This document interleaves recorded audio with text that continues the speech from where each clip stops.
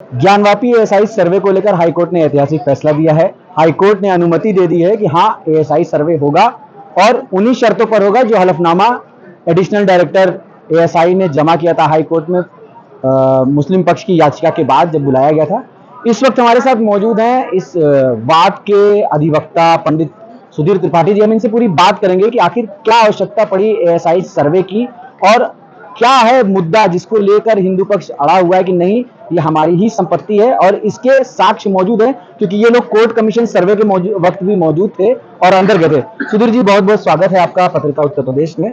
हम जानना चाहेंगे कि आखिर क्या वजह है कि ज्ञानवापी के सर्वे की जरूरत पड़ी। पहले भी आप लोगों ने एक सर्वे कराया, कमीशन सर्वे हुआ, कोर्ट कमीशन सर्वे हुआ, उसमें आप भी अंदर गए।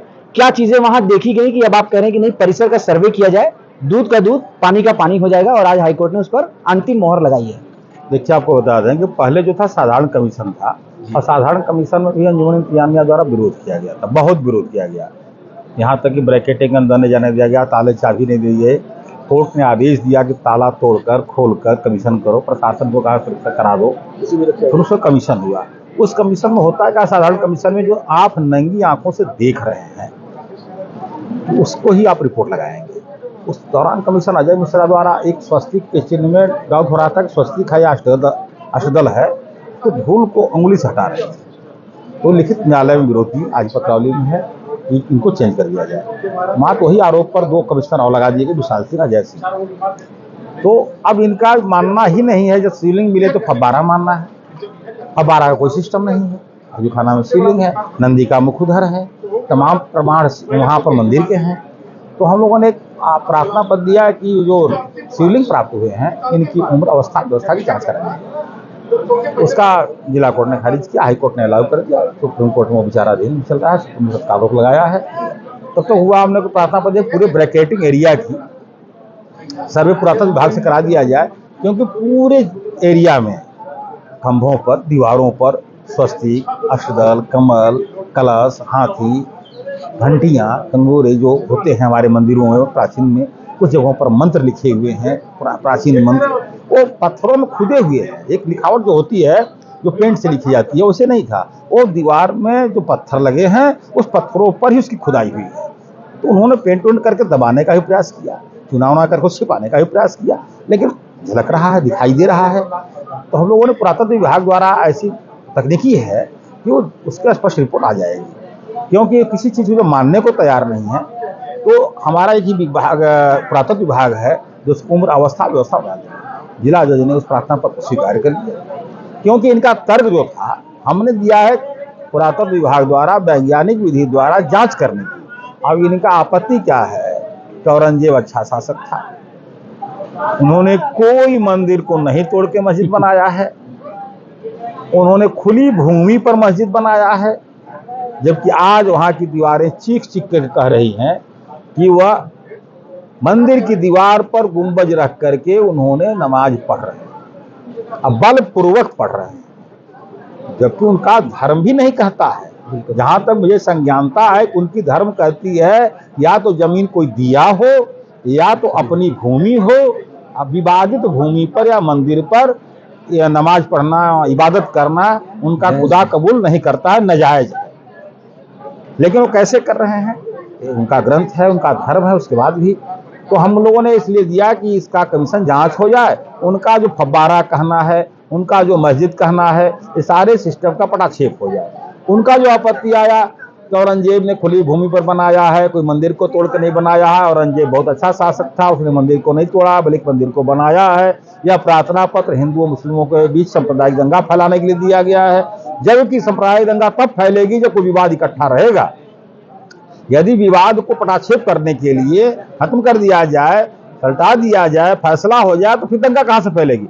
आज वहां फोर्स लगी है, लोहे की ब्रैकेटिंग लगी है, लोगों की निगाह उसी पर जा रहा है, मुद्दा जा रहा है, बार बार दिमाग में तनाव हो रहा है, कई पीढ़ियों बाद तक चल रहा है। अगली पीढ़ी क्या सोचेगी, जबकि औरंगजेब ने फरमान जारी करके तोड़वाया है। फरमान का अर्थ होता है कि आदेश दिया, तोड़ो और तोड़ करके बताओ टूटा कि नहीं टूटा।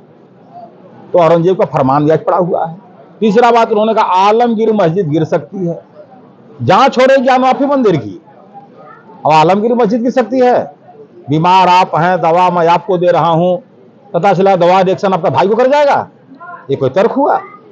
तीसरी बात उन्होंने कहा कि इमारत को या मस्जिद को गिरा सकते हैं, तो जो जैसा रहता है उसकी भावना वैसा ही आती है।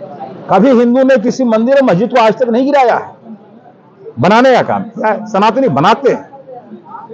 तो उनके औरंगजेब ने मंदिर को गिरा करके मस्जिद बनाने का काम प्रयास किया है, जो नहीं पूर्णता है तो उनके भाई यही है कि भी गिराएंगे। तो अभी कितनी बड़ी जीत मान रहे हैं, एएसआई सर्वे को अनुमति मिल गई?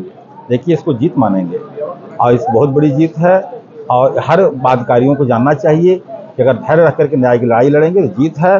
और हाई कोर्ट में भी इनके अधिवक्ता द्वारा कोई तर्क नहीं दिए गए थे। इनके अधिवक्ता द्वारा जो तर्क दिए गए हैं, मात्र 2-3 बिंदु दिए गए। वासिफ एक्ट पर उन्होंने कहा कि बाधित है, जबकि वासिफ एक्ट वहाँ लगेगा कि जब मंदिर या मस्जिद है तब 1947 की स्थिति क्या से होना चाहिए, इसलिए जांच आवश्यक है।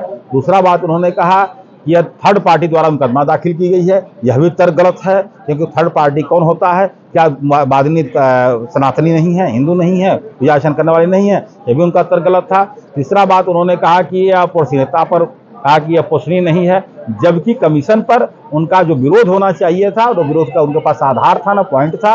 इनके तर्क को देखते हुए कहा कि फरसा फावड़ा लेकर के गए थे, वह गिरा देंगे मस्जिद को, जबकि वहां पर उनके दौरान कमीशन न कोई अधिवक्ता उपस्थित था और न ही कोई उनके बादकारी थे जो बता सके कि वहां गिरा दे, वहां प्रोजेक्ट नहीं गिरा रहे हैं, तोड़ रहे हैं। यह भी उनका तर्क गलत था। फिर न्यायालय द्वारा पुरातत्व विभाग के जो नेतृत्व कर रहे थे आलोक तिवारी को वहां तलब किया गया। हाई कोर्ट में तलब करने के बाद उनसे एक शपथ पत्र ली गई, 5 घंटा का उनका कार्रवाई का वीडियो देखा गया।